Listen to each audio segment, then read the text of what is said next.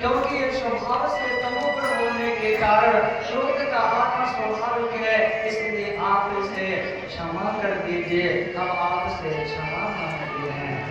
इस प्रकार नाग पत्नियां श्याम सुंदर से कृष्ण से प्रार्थना करती हैं। श्याम सुंदर से कृष्ण नीचे आते हैं।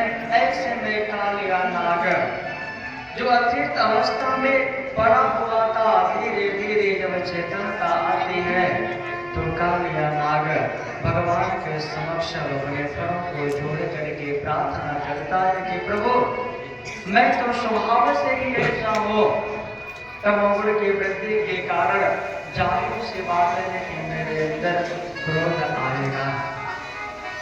उस क्रोध के वशीभूत होकर के मैं विष का प्रहार आपके ऊपर कर रहा था, आपके स्वरूप को मैं जान न सका। करुणा के सागर आप मुझे दीन पर कृपा कीजिए नाथ, मैं आपकी शरण में हूँ, त्राहि माम। उस समय श्याम सुंदर श्री कृष्ण जब कालिया नाग के फलों पे नृत्य कर रहे थे ना, तो कालिया नाग के फलों पे उनके चरण चिन्ह पड़ते जाते। ऐसे में श्याम सुंदर श्री कृष्ण कहते हैं कालिया तुम्हें यहाँ रहने के कारण ये जो जमुना जी का जल है ना वो विषैला हो गया है। जिस विष के प्रभाव से जो जीव जंतु इस जमुना जी का पानी पीते हैं उनकी तत्क्षण मृत्यु हो जाती है, इसलिए ये तुम्हारे रहने का स्थान नहीं है। तुम अपने सब परिवार यहाँ से चले जाओ द्वीप में,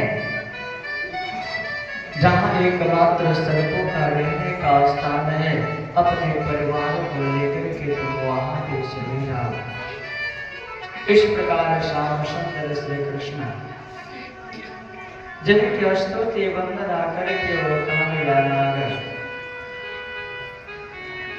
अपने परिवार के संग में अमृत द्वीप में जाने के लिए तैयार तो होता है, परंतु उसको भय है, चिंता है, डर है कि यदि मैं यहाँ कालिया जल से गया तो ये गरुड़ देव मुझे छोड़ेंगे नहीं। हाथ जोड़ करके प्रार्थना करते हैं प्रभु मैं गरुड़ देव के भय से यहाँ कालिया जल में आया हुआ था, जमुना जी के जल में आया हुआ था,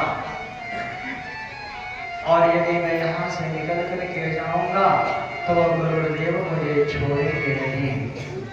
भगवान कहते हैं कि तुमको चिंता करने की कोई आवश्यकता नहीं है, क्योंकि तुम्हारे सर पे मेरे चरण चिन्ह पड़े हैं, इसलिए अब गरुड़ देव तुमको देखेंगे तो देख करके तुम्हें प्रणाम करेंगे। इस प्रकार श्याम सुंदर श्री कृष्ण की आज्ञा को सिरोधार्य करके जमुना जी के जल से ओ कालिया नाग अपने सब परिवार सहित जमुना जी को छोड़ करके चला जाता है समुद्र में। जहाँ पे रमणक नामक द्वीप है वहाँ पे सर्पों को एकमात्र रहने का स्थान है। ऐसे में श्याम सुंदर श्री कृष्ण जो पूरे के पूरे ब्रजवासियों की रक्षा करते हैं, अपने कृपा दृष्टि के द्वारा जमुना जी का जल बिल्कुल स्वच्छ कर देते हैं, निर्मल कर देते हैं, पवित्र कर देते हैं। बाहर जब आते हैं, इधर जब ब्रजवासियों को ये पता चला कि श्याम सुंदर श्री कृष्ण जमुना जी में कूद पड़े हैं जहाँ पे कालिया जल रहता है, पूरे के पूरे ब्रजवासी अब जमुना जी के किनारे आ जाते हैं। श्याम सुंदर श्री कृष्ण जब जमुना जी से निकल करके कालिया जल से निकल करके बाहर आते हैं तो संध्या का समय हो जाता है। उस समय पूरे के पूरे ब्रजवासी वहीं पे रुक जाते हैं रात्रि का समय व्यतीत करने के लिए। ऐसे में उस वन में आग लग जाती है। तो जब उस जगह पे आग लग जाती है, वन में आग लग जाती है, तो जो आग लगी हुई है उस आग का पान भी श्याम सुंदर श्री कृष्ण जाते हैं।